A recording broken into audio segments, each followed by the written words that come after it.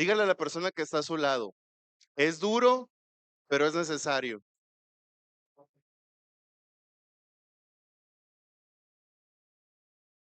Todos queremos siempre ser fuertes, ¿verdad? A nadie le gusta tener una cara de pobreza o de debilidad. Al contrario, siempre queremos estar fuertes.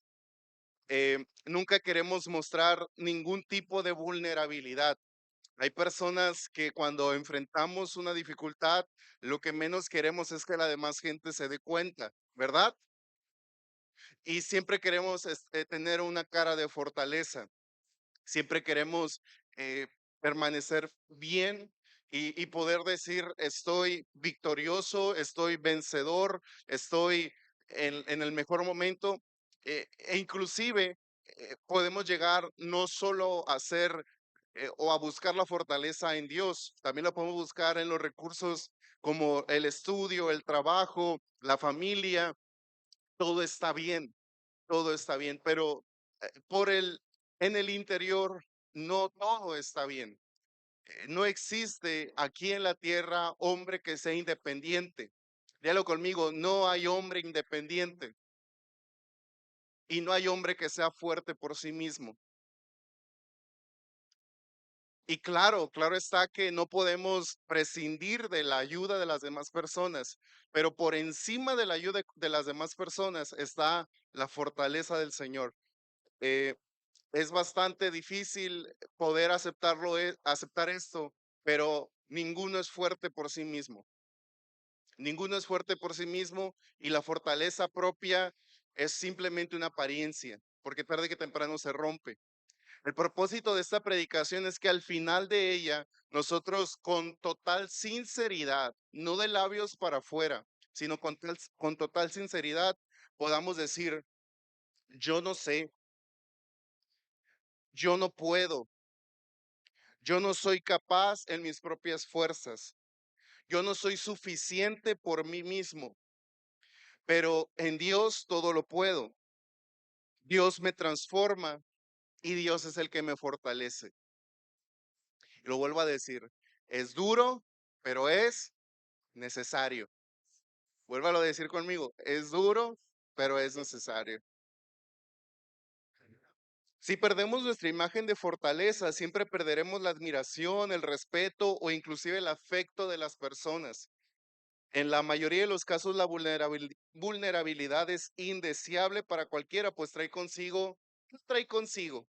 Si usted se muestra débil ante una persona malintencionada, ¿usted qué es lo que cree que va a recibir de esa persona? Burla, humillación, lástima, condescendencia, y aún si no es una persona mala, sino simplemente es una persona que a lo mejor tiene buena intención, pero ve en usted enfermedad, debilidad, qué es lo que nace naturalmente? La lástima. Y a nadie le gusta la lástima, a nadie le gusta.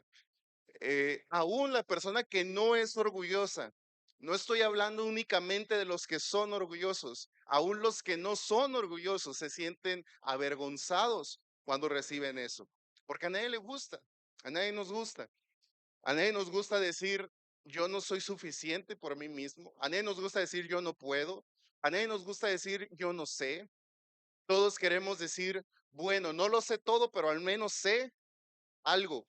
Bueno, no lo puedo hacer todo, pero al menos sé cómo hacer esto.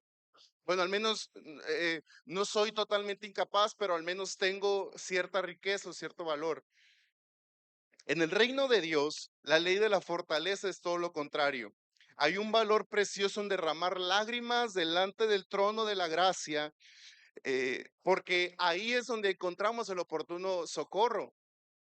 eh, Vengamos confiadamente al trono de la gracia para alcanzar misericordia y hallar gracia para el oportuno socorro. Pero para eso se requiere una cosa. Imagínese, acerquémonos pues confiadamente al trono de la gracia para alcanzar misericordia y hallar gracia para el oportuno socorro. ¿Cómo llegamos o cómo llegaríamos en nuestra imaginación a ese trono de la gracia? ¿Llegaríamos con opulencia y con elegancia y con una apariencia de fortaleza?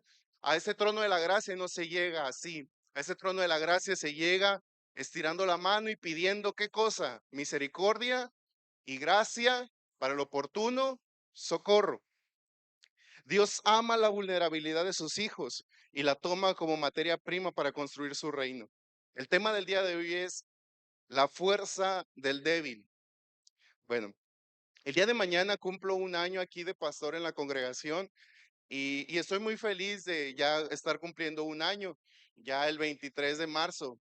Los 23 para mí son muy especiales em, y cumplo un año.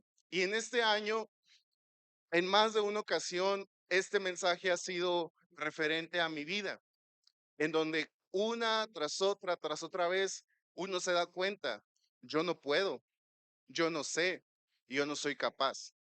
Sumado a eso, eh, eh, deben de entender ustedes que el hecho de que haya un pastor joven genera en ustedes y en otras personas un sentimiento de superioridad en el que ustedes me quieren enseñar a mí cómo ser pastor, en donde las personas quieren enseñarme a mí cómo ser pastor. Y yo sé que eso es fruto de aquí, de la cultura en la cual nacemos. Y eso impulsa a tener que escuchar la voz de Dios y decirle, Señor, ¿es cierto eso? Y la respuesta del Señor es, sí, tú no puedes pastorear en tus propias fuerzas. Tú no sabes pastorear, tú no puedes pastorear, tú no tienes la capacidad de hacerlo. Posterior, la pregunta es, Señor, ¿es por mi edad? ¿Es por mi estudio teológico? Y me dijo, no, aún tuvieras 50 años, 60 y 70 años, no rescinde, no recae sobre ti la fortaleza de tu pastorado. Aun cuando tengas todo el conocimiento teológico, no lo, no lo, no cae sobre ti el éxito ministerial. No es una cuestión de edad ni de preparación, es una cuestión de dependencia del Señor, del Espíritu Santo. La gente siempre va a ver las apariencias. Hay gente que se deja guiar por la edad en un pastor y escuchan cosas que son contrarias a la escritura, pero la validación viene ¿por qué? Por la edad. La validación de esas falsas enseñanzas viene porque tal vez por las credenciales eclesiásticas. Yo soy titulado de tal instituto, yo he fundado tantas iglesias y he tenido tanta experiencia. Así que tenemos que tener mucho cuidado de aquello que escuchamos. No debemos de aceptar las cosas de la persona que vienen, sino tenemos que medir todo en base a la escritura. ¿Qué hacían los hombres de Berea cuando Pedro y Bernabé les predicaban? ¿Se acuerdan? ¿Qué es lo que hacían? Lo escuchaban y decían, es que él es el apóstol, él es el anciano, él es el hombre sabio de Dios. ¿Eso decían? ¿Qué decían? Vamos a leer la Biblia a ver si lo que dicen es cierto. Este tema es uno de los temas pastorales que la iglesia en general muchas veces no los conoce o no los entiende. Ahora, en nuestra vida personal, ¿usted sabe llevar su matrimonio? ¿Usted puede llevar su matrimonio en sus propias fuerzas? La pregunta clave, porque el pastorado se parece mucho a la crianza de los hijos. ¿Usted tiene la capacidad de criar hijos? ¿Usted tiene el conocimiento suficiente para asegurar que esas niñas, esos niños o esos jovencitos van a seguramente ser hombres de bien? Usted tiene la capacidad suficiente como para poder decir, yo sí sé criar a mis hijos, yo sí puedo criar a mis hijos. Usted tiene la capacidad suficiente como para poder decir, yo sé cómo servir al Señor. Yo tengo los recursos suficientes para servir al Señor. Yo he tenido la experiencia suficiente y yo ya me sé esta dinámica de servir al Señor. Yo sé cómo hacerlo. Yo lo puedo hacer porque mi experiencia, mi edad o mi preparación me valida. Usted lo puede hacer. Por eso le digo, es un tema duro, pero es necesario, porque hay bendición en aceptar la debilidad. Pablo en 1 Corintios capítulo 12, versículo 9 dice lo siguiente: para que la grandeza de las revelaciones perdón, y para que la grandeza de las revelaciones no me exaltase desmedidamente, me fue dado un aguijón en la carne. Estoy leyendo desde el versículo 7. Un mensajero de Satanás que me abofetee para que no me, que dice, para que no me enaltezca sobremanera, respecto a lo cual 3 veces he rogado al Señor que lo quite de mí. Y me ha dicho, bástate mi gracia, porque mi poder se perfecciona en la debilidad. Por tanto, de buena gana me gloriaré, más bien en las debilidades, para que repose sobre mí el poder de Dios. Por lo cual, por amor a Cristo, me gozo en qué? En mis fortalezas, me gozo en mis conocimientos, me gozo en mi preparación, me gozo en mi experiencia. ¿En qué me gozo? En las debilidades, en afrentas, en necesidades, en persecuciones, en angustias, por cuanto soy débil, entonces soy fuerte. Ahí es cuando viene la fortaleza del Señor. Ahí es cuando viene la bendición de parte del Señor. El aguijón de la carne de Pablo era una medida para que se mantuviera humilde. Diga conmigo, medida para mantenerse humilde. Hay problemas, hay angustias, hay persecuciones de algún tipo, hay problemas en general que vienen a nuestra vida con un único propósito: mantenernos a raya. Ahí es cuando se demuestra que no somos buenos, porque si ese aguijón en la carne fuera quitado de nosotros, perderíamos el rumbo. Ese aguijón es una medida de parte del Señor para que no perdamos el rumbo. Ese aguijón en la carne es lo que nos permite ser humildes. Sin él estaríamos perdidos. Pablo era tentado a través de ese aguijón en la carne. Era tentado a la arrogancia, me imagino. Él era un hombre ya experimentado, un hombre que había visto visiones, un hombre que había sido usado por Dios grandemente, un hombre que había resucitado aún de la muerte, dicen algunos, o al menos Pablo así lo de entender. Un hombre con un historial precioso. Y él bien pudo haber dicho, ¿tú qué me vas a decir a mí si yo ya fui al cielo? Pero entonces ese aguijón de la carne venía para mantener a raya la arrogancia de Pablo. Y Pablo decía, me gozo en las debilidades, me gozo en las afrentas, me gozo en las necesidades, en persecuciones, en angustias, porque cuando soy débil, entonces soy fuerte. Y esa es una ley del reino.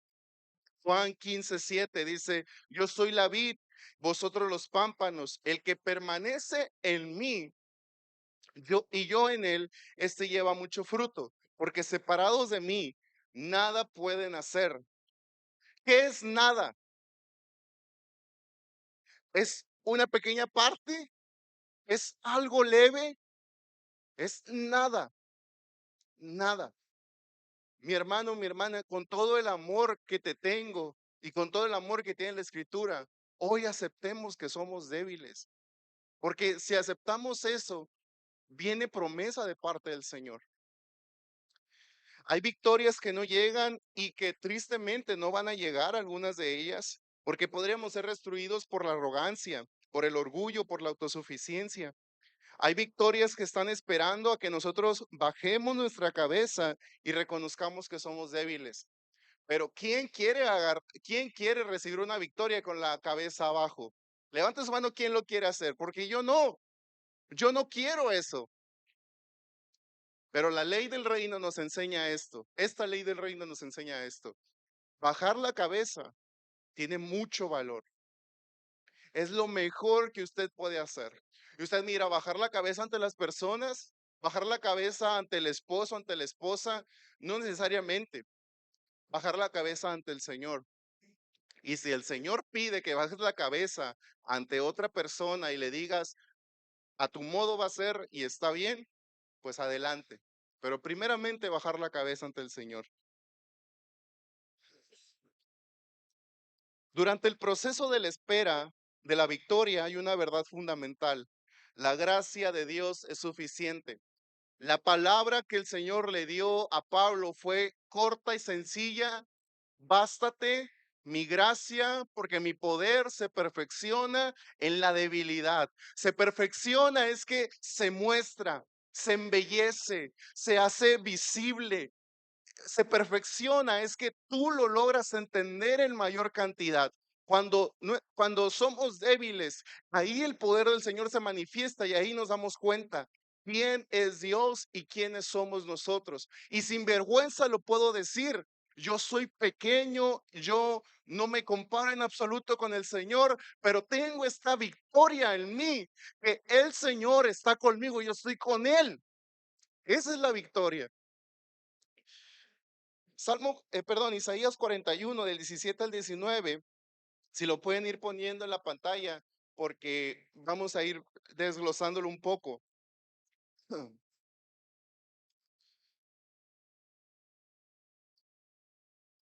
Isaías 41, 17, versículo 1, léalo junto conmigo, por favor. ¿Están listos? Los afligidos y menesterosos buscan las aguas y no las hay. Seca está de ser su lengua. Yo Jehová los oiré. Yo, el Dios de Israel, no los desampararé. En las alturas, diga conmigo, en las alturas abriré ríos y fuentes en medio de los valles. Abriré en el desierto estanques de aguas y manantiales de aguas en la tierra seca. Daré en el desierto cedros, acacias, arrayanes, olivos.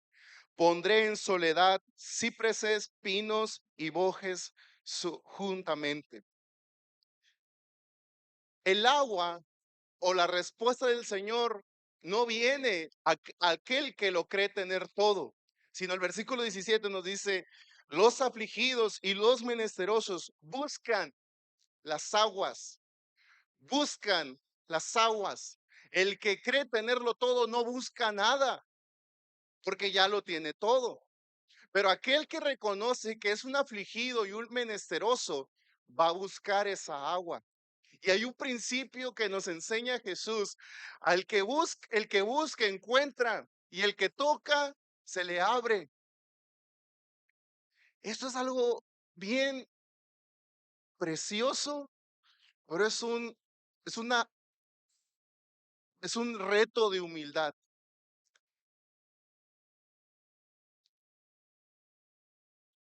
Él sabe nuestro dolor, Él sabe nuestra sed, Él sabe nuestra necesidad, pero Él no va a actuar si nosotros tenemos una actitud de tenerlo todo, de saberlo todo, de entenderlo todo. No va a actuar en esa forma. Los afligidos y menesterosos buscan las aguas y no las hay. Seca está de sed su lengua. Pero ¿qué dice el Señor? Yo Jehová los oiré. Yo el Señor de Israel no los desampararé. Y aquí viene esta promesa, que el Señor oye. Tú puedes decir: estoy pasando por una dificultad, estoy pasando por una crisis en mi vida, estoy pasando por un momento de dolor, y tal vez tú en tus propias fuerzas has intentado salir adelante. En tus propias fuerzas te has quebrado la mente diciendo: debo de hacer esto, debo hacer lo otro, debo de actuar. Y no te estoy diciendo que debas de tener una espera inactiva. Al contrario, te animo a que actúes, a que trabajes, a que te seas creativo para salir adelante. Pero el primer lugar es decirle al Señor: Señor, dame de tu agua. Señor, provéeme. Señor, escucha mi necesidad. La promesa es que en el cielo se abrirán ríos. Versículo 18 dice: en las alturas abriré ríos y fuentes en medio de los valles. Abriré en el desierto estanques de aguas y manantiales de aguas en la tierra seca. ¿Dónde se van a abrir esos ríos? ¿Dónde se van a abrir esas fuentes? ¿De dónde van a provenir esos ríos? ¿De dónde? Y es que cuando nosotros comenzamos a vivir una vida de fe, te vas a topar con esto. Hay respuestas de parte del Señor que no vienen por métodos comunes. Hay respuestas de parte del Señor que vienen por métodos extraordinarios. No sé usted, pero yo sí creo en los milagros. No sé usted, pero yo sí creo en respuestas inexplicables de parte del Señor. Pero ¿por qué habría de venir la respuesta del cielo? ¿Por qué no habría de ser una respuesta de aquí de la tierra? Imagínese, usted está en el desierto, ¿por qué el río no se debería de abrir del medio del agua, una fuente de agua, un ojo de agua? ¿Por qué? ¿Por qué dice del cielo abriré mis ríos? ¿Por qué dice en las alturas abriré ríos y fuente en medio de los valles? ¿A qué se refiere? A lo siguiente, si se abriera aquí en la tierra ese río, nosotros supondríamos que la respuesta vino por fuerza de la naturaleza, vino por casualidad, nos topamos con la salida después de mucho tiempo. Si la respuesta viniera de esta tierra, de este mundo, asumiríamos que fue todo menos Dios.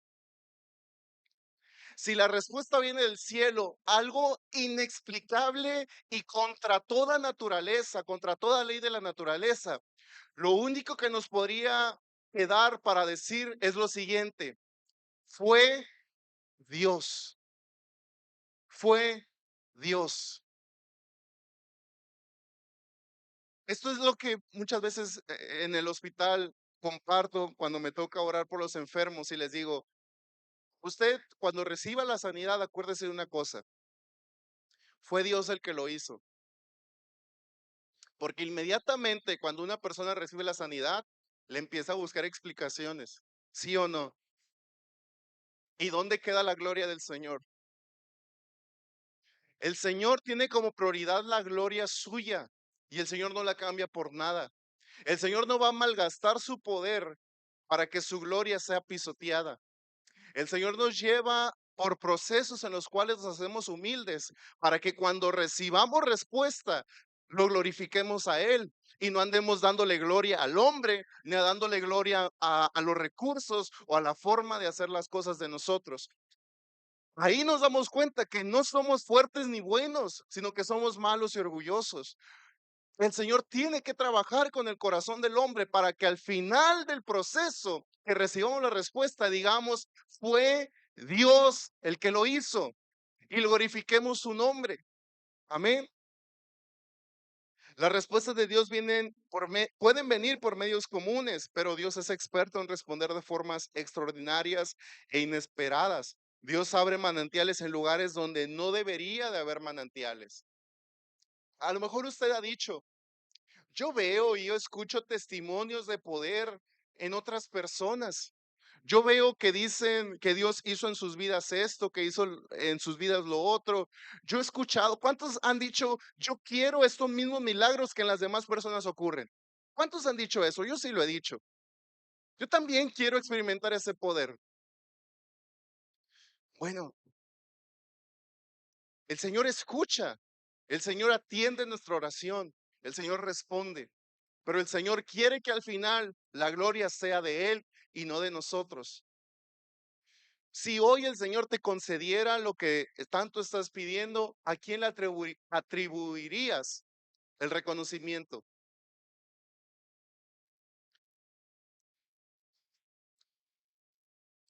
Nuestra debilidad nos deja una total seguridad. Fue Dios el que lo hizo. Versículo 19 dice, daré en el desierto cedros, acacias, arrellanes, olivos, y pondré en la soledad cipreses, pinos y bojes juntamente.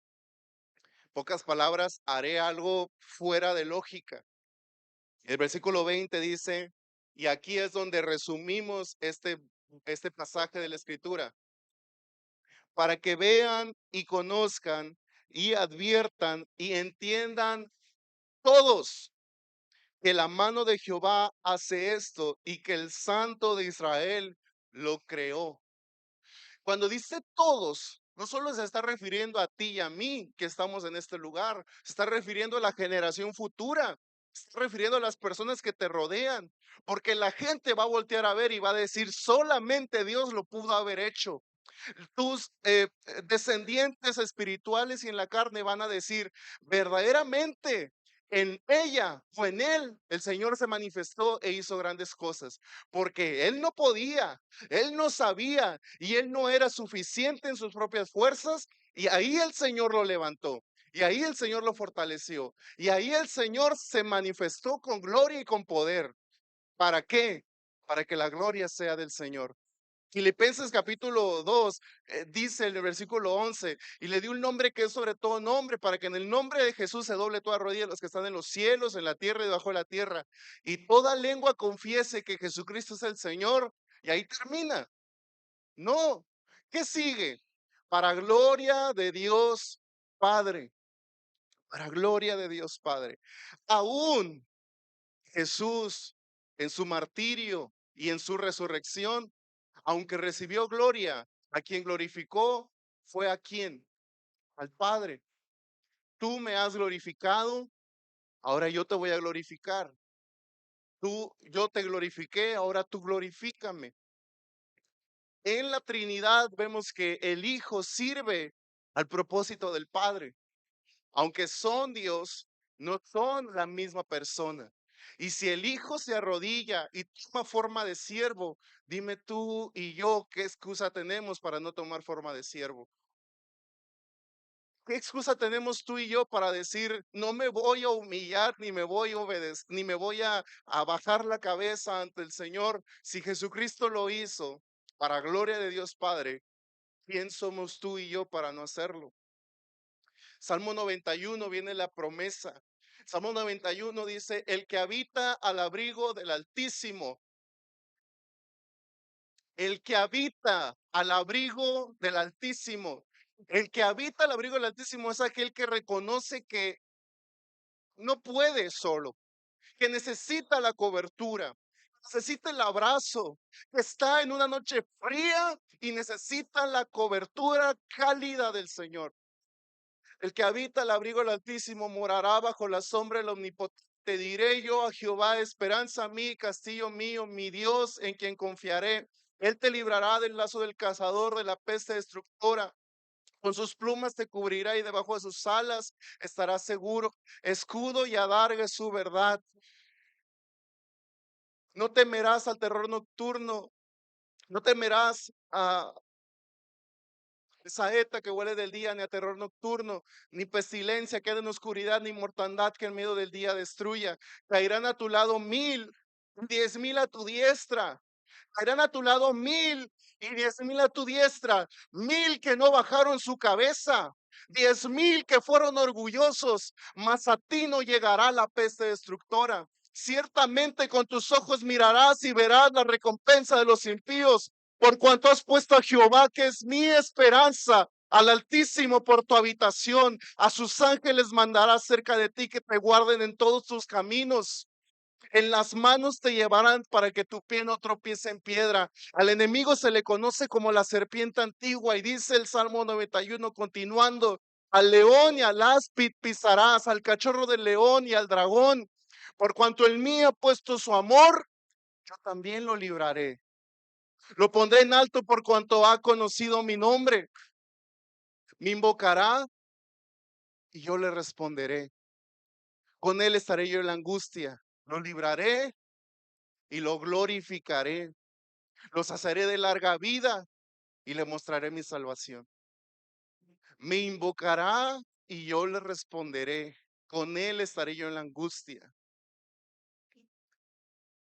Qué profundo es esto porque dice, lo libraré y lo glorificaré. Lo libraré y lo glorificaré. Hay otro principio bíblico que encontramos en 1 Samuel 3:20. Yo honro a los que me honran. ¿Usted como cristiano puede ser glorificado por el Señor? Claro que sí. pero primeramente usted tiene que glorificar al Señor.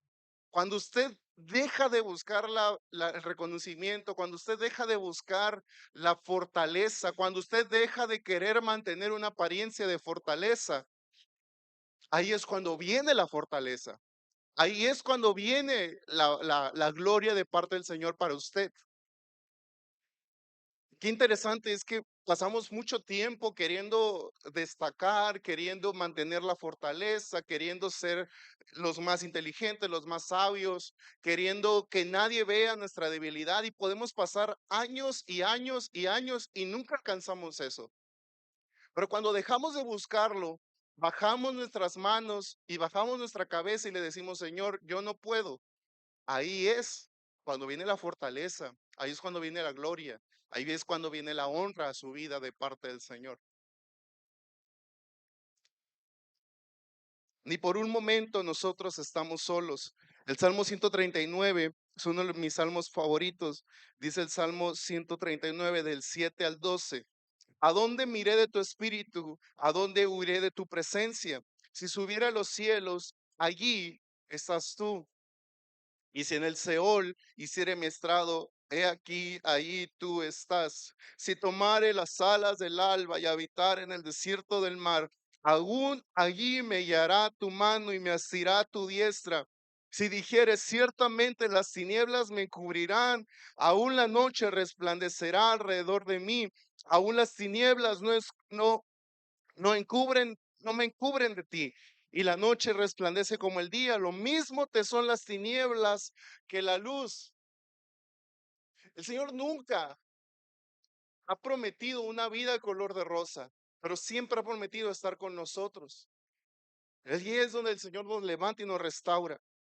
Dios nunca nos dejó a la deriva y no nos dejará a la deriva. Ahora, un breve paréntesis, en el servicio al Señor es indispensable la presencia del Espíritu Santo en nuestras vidas. Mateo 28:20 es la gran comisión. Pues si lo pueden poner en la pantalla, por favor, Mateo 28:20. En la gran comisión el Señor nos llama a ir y a ser discípulos a todas las naciones. Y es un trabajo dificilísimo, es un trabajo muy difícil. Y les voy a decir, es un trabajo imposible en las fuerzas humanas. Te vas a cansar, vas a tirar la toalla, no vas a poder en tus propias fuerzas. Mateo 28:20,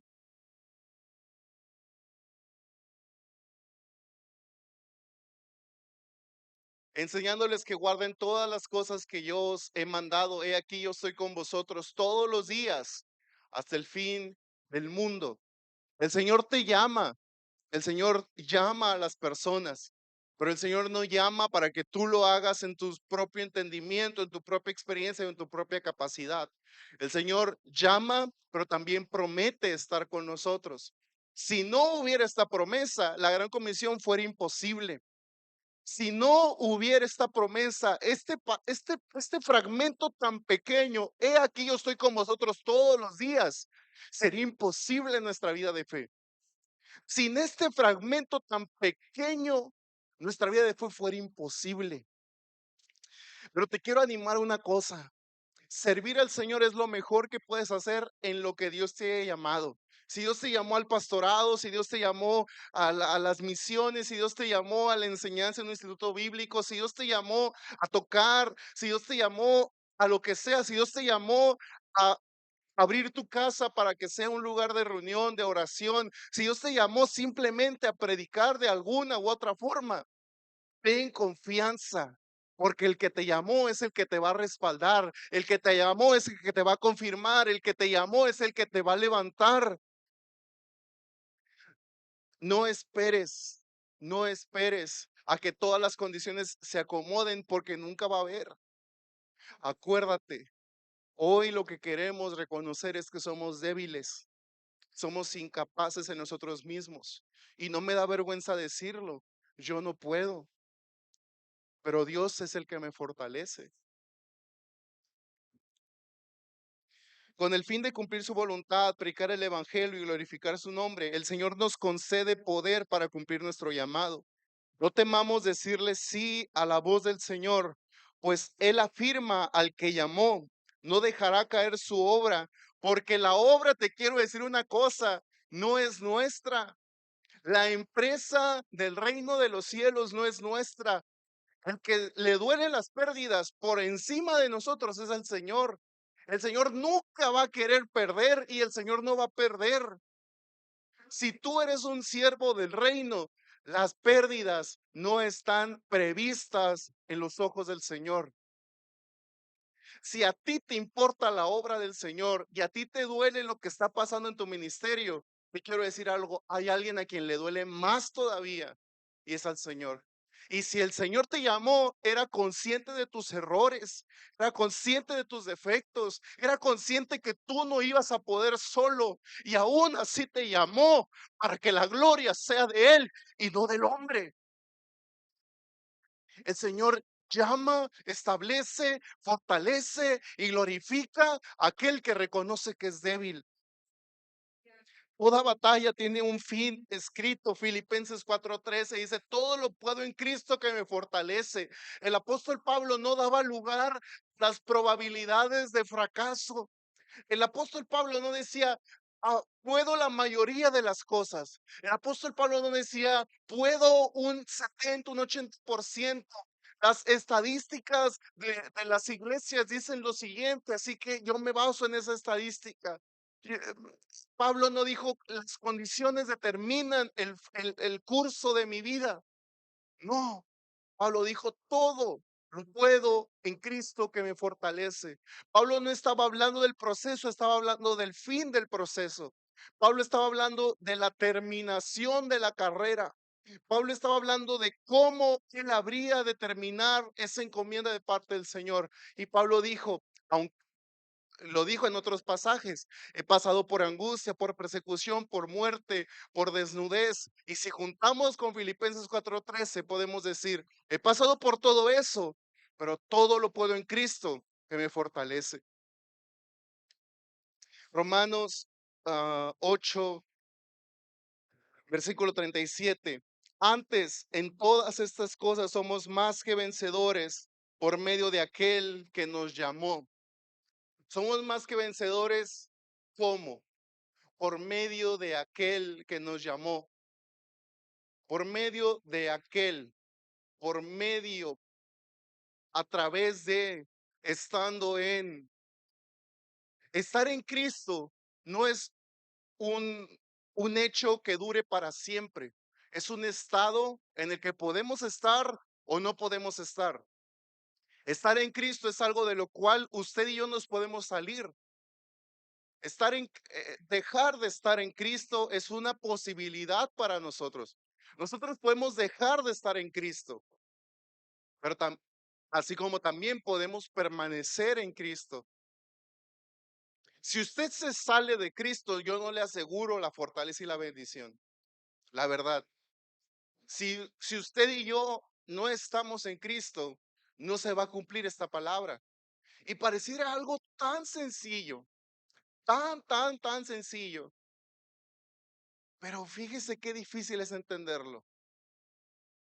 Porque te puedes acostumbrar y decir, bueno, pues es que yo sé que así se hacen las cosas. Pues es que a mí me enseñaron que así se hacen las cosas.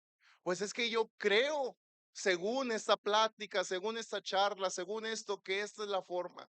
Leí este libro y pues como que me da a entender que por aquí es el asunto. Vi esta estrategia que hacen en tal lugar, pues yo también la voy a implementar. Todos lo hacen, pues yo también lo voy a hacer.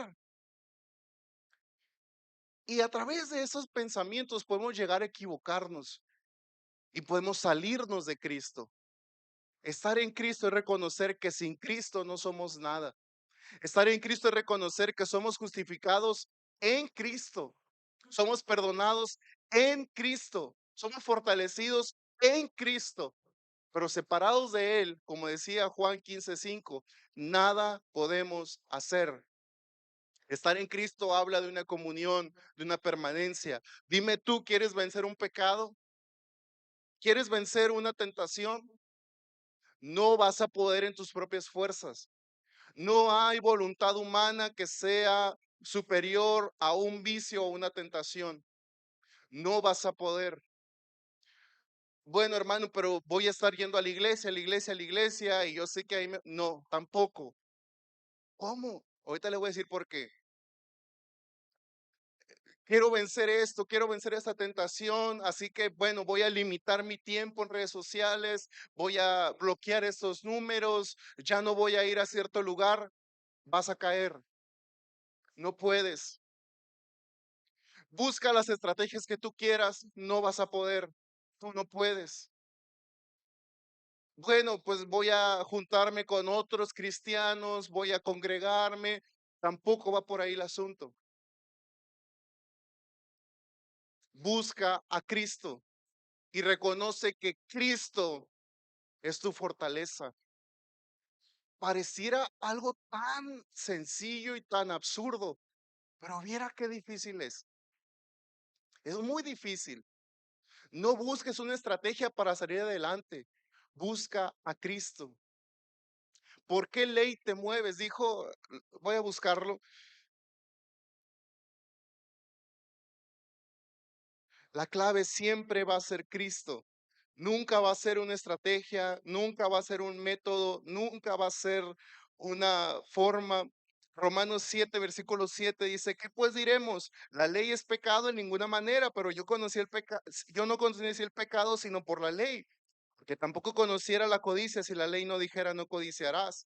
Mas el pecado tomando ocasión por medio del mandamiento produjo el mito de la codicia, porque sin la ley el pecado está muerto.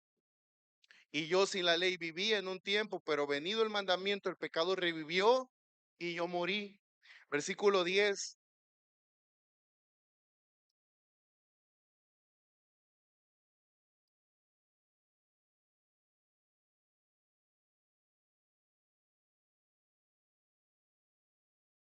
versículo 15. Porque lo que hago no lo entiendo, pues no hago lo que quiero, sino lo que aborrezco, eso hago. Y si lo que no quiero, esto hago, apruebo que la ley es buena. De manera que ya no soy yo quien hace esto, sino el pecado que mora en mí. Y yo sé que en mí, esto es, en mi carne, no mora el bien, porque el querer está en mí, pero no el hacerlo. Porque no hago el bien que quiero, sino el mal que no quiero, eso hago. Y si hago lo que no quiero, ya no lo hago yo, sino el pecado que mora en mí. Así que queriendo yo hacer el bien, hallo esta ley, que el mal está en mí. Porque según el hombre interior me deleito en la buena ley de Dios. Yo quiero hacer el bien, pero no puedo hacer el bien. Busco estrategias para hacer el bien, pero no puedo hacer el bien. Quiero llevar bien este matrimonio, pero no puedo llevar bien, no lo puedo llevar bien. Ya le he pedido consejos, ya le busqué por aquí, ya le busqué por allá y no puedo. Quiero sacar adelante estos hijos y nomás no puedo, están cada vez peor. Quiero sacar adelante mi vida, mi trabajo, mi negocio, pero nomás no puedo. Quiero sacar adelante mi santidad, pero nomás no puedo. Pero veo otra ley en mis miembros que se revela contra la ley de mi mente. Quiero hacer lo bueno, pero no lo hago. Y que me lleva cautivo me lleva cautivo la ley del pecado que está en mis miembros. Miserable de mí, ¿quién me librará de este cuerpo de muerte? Pablo llegó a la conclusión, mi cuerpo es un cuerpo de muerte, me arrastra cada vez más a lo que no quiero hacer. Ya no se trata de que estoy a gusto con el pecado. No estoy a gusto con el pecado, no lo quiero hacer, pero hay una ley en mí, es un cuerpo de muerte. Y aquí viene la respuesta. Pablo no está diciendo, pues la vida del cristiano siempre va a ser de derrota. La vida del cristiano siempre va a ser caída y en perdición. No. Dice el versículo 25, gracias doy a Dios. ¿Por quién? Por Jesucristo. En el versículo pasado Pablo decía, ¿quién me librará de este cuerpo de muerte? Y la respuesta viene en el versículo 25. Gracias doy a Dios por Jesucristo, Señor nuestro. Así que yo mismo con la mente sirvo a la ley de Dios, pero con la carne a la ley del pecado. Lo que está diciendo es, yo no puedo. Cristo es el que hace, el que pone en mí el querer como el hacer su buena voluntad.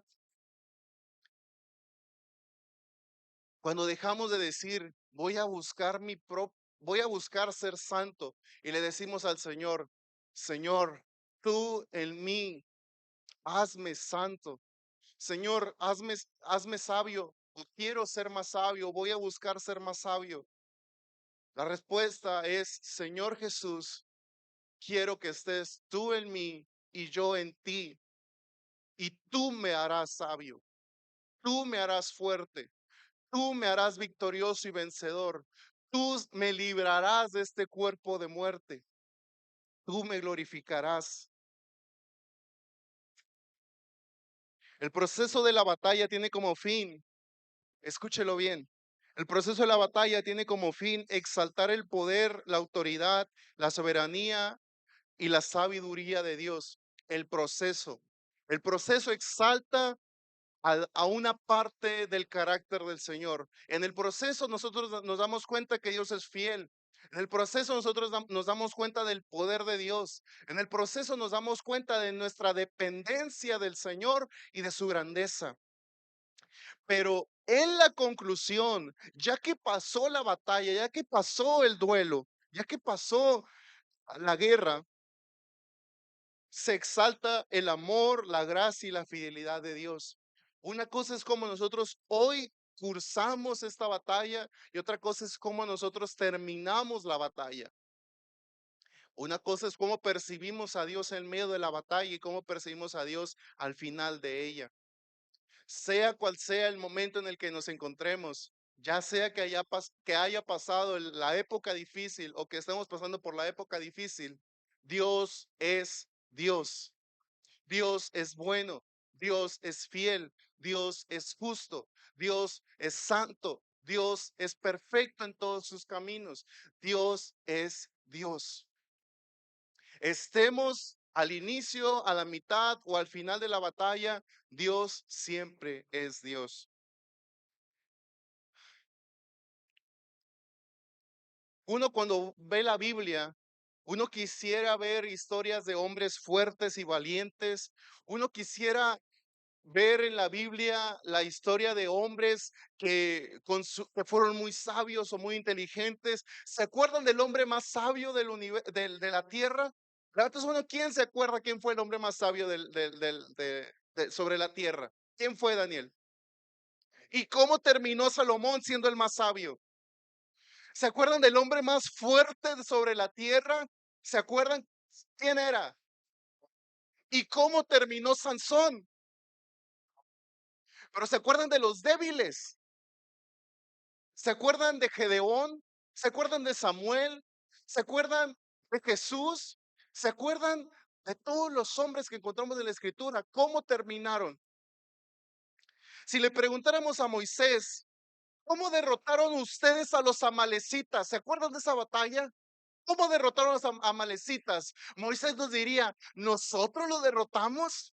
¿Nosotros fuimos los que los derrotamos? Yo solamente me acuerdo que levanté mis brazos y la batalla fue ganada por el Señor. Si le preguntáramos a Samuel, ¿cómo derrotaron a los filisteos? Samuel nos diría, nosotros derrotamos a los filisteos, nosotros fuimos los que derrotamos a los filisteos. Yo solo me acuerdo que clamé al Señor y que hasta este momento Dios nos ayudó. Ebenecer, hasta aquí nos ayudó Jehová. Si le preguntáramos a Gedeón, Gedeón, tú tenías un gran ejército con esos 30,000 hombres. ¿Cómo fue que los derrotaste? ¿Cuál gran ejército? Yo solamente me acuerdo de 33 o de 300 hombres que le creyeron al Señor. ¿Cuál derrota? ¿Cuál victoria tuvimos contra los madianitas? ¿De qué me estás hablando si nosotros no fuimos? Yo de repente empecé a adorar al Señor, se tocaron las trompetas, se rompieron las teas y yo no fui ni fue el ejército, fue el Señor el que se glorificó. Si le preguntáramos a Nehemías cómo venciste a Tobías, a Sanballat y a Gesem, nos diría, yo no fui, yo no pude, yo no sabía cómo. La victoria no era mía, me estaban ahogando, aquí los tenía. pero el Señor hizo que se construyera esas murallas de Jerusalén. Nosotros no lo hicimos, fue Dios. Si le preguntáramos a Zorobabel cómo reconstruyeron el templo de Jehová, pues a la gran oposición de los samaritanos, Zorobabel nos diría, yo no sé cómo lo hicimos. Yo solamente me acuerdo que creí a una palabra profética que vino a mi vida. Me dijo, profeta Zorobabel, no hace falta que seas poderoso, ni necesitas un gran ejército. Lo único que necesitas es mi espíritu. Yo soy el Dios Todopoderoso y te aseguro que así es. Zacarías 4:6. La Reina Valera dice, no con fuerza ni con poder, sino con mi espíritu, dice Jehová de los ejércitos. Si le preguntáramos al rey Ezequías, ¿se acuerdan del rey Ezequías? ¿Se acuerdan de ese hombre que clamó al Señor cuando tenía el ejército fuera de las murallas? Que estaba Sennacherib, el jefe de los asirios, y que venía a hacer guerra contra ellos, y que Sennacherib se burlaba y levantaba la voz y decía, este rey Ezequías les ha guiado mal, les ha dicho que los va a librar de nosotros. Nosotros haremos como hicimos con todas las naciones de la tierra, destruiremos a ustedes porque su Dios es falso. ¿Se acuerdan de ese rey? ¿Qué hizo el Señor en ese momento? El pueblo se fue a dormir. Jerusalén se fue a dormir y mientras ellos dormían, el Señor mandó a su ángel. 180,000 soldados asirios fueron destruidos en esa misma noche. El pueblo se levantó y vio a todo el ejército derrumbado sobre el campo, casi sin vida. Y es que el Señor se toma personales las batallas de su pueblo. El Señor se toma personales lo que a ti te pasa. El Señor no toma como independiente las luchas de su pueblo. El Señor se toma personal lo que te pasa a ti. Segunda de Reyes 19:20 dice, dirigiéndose Dios a Sennacherib, ¿a quién has insultado tú? ¿Contra quién has blasfemado? ¿Contra quién has alzado la voz y levantando altanero y levantando altanero tus ojos? El Señor le responde, tú te has burlado, no de mi pueblo, no de Ezequías, te has burlado de mí, que yo soy el Santo de Israel.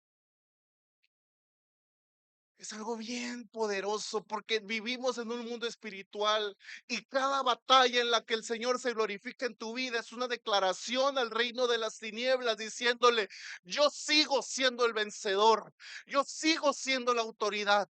Cada vez que tú y yo vencemos en fe, le estamos declarando al reino de las tinieblas. Jesucristo ya los expuso en la cruz del Calvario y en mi vida el Señor los expone día con día, porque mi victoria es del Señor, no es de este mundo.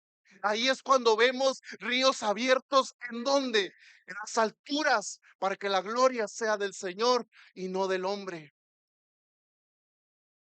Y con todo gusto lo puedo decir. Yo no puedo, yo no sé, y por mí mismo no soy fuerte ni tengo la capacidad. No soy suficiente por mí mismo, pero en Cristo todo lo puedo. La victoria está en aceptar la derrota de nuestra propia fuerza y reconocer la soberanía de Dios en nuestra batalla.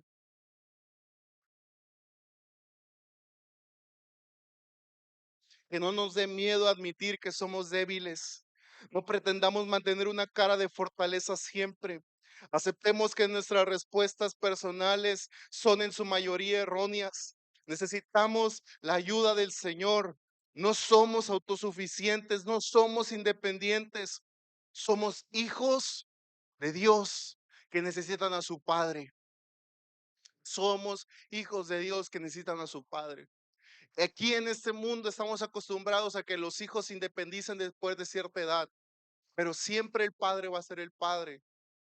Y espiritualmente, nosotros nunca dejaremos de necesitar al Señor. Nunca nos independizaremos de Él. Podemos madurar, podemos ser fuertes y podemos no volver a caer en lo que un día caímos, sí, pero siempre vamos a necesitar del Señor. siempre vamos a ser dependientes. Dígalo con gusto, yo dependo del Señor. Me gustaría que nos pusiéramos de pie. Me gustaría guiarlos en la siguiente oración.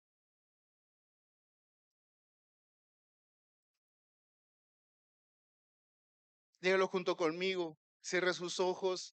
Hoy deje de prestar atención a todo lo que pueda distraerle y diga junto conmigo, Señor, ábreme el entendimiento. Espíritu Santo, hazme humilde, que sepa ver la belleza de tu poder perfeccionándose en mi debilidad. Que sepa dejarte a ti las batallas, que no tome tu lugar.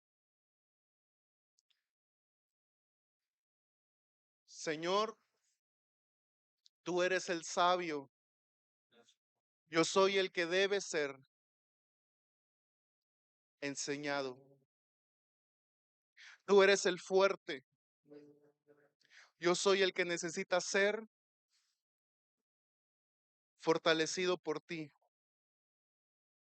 Yo soy el incapaz, pero en ti todo lo puedo. Tú eres la fortaleza de mi vida y en ti cumpliré el propósito que me has dado. Y con una voz fuerte dígalo conmigo, cuando soy débil, entonces soy fuerte.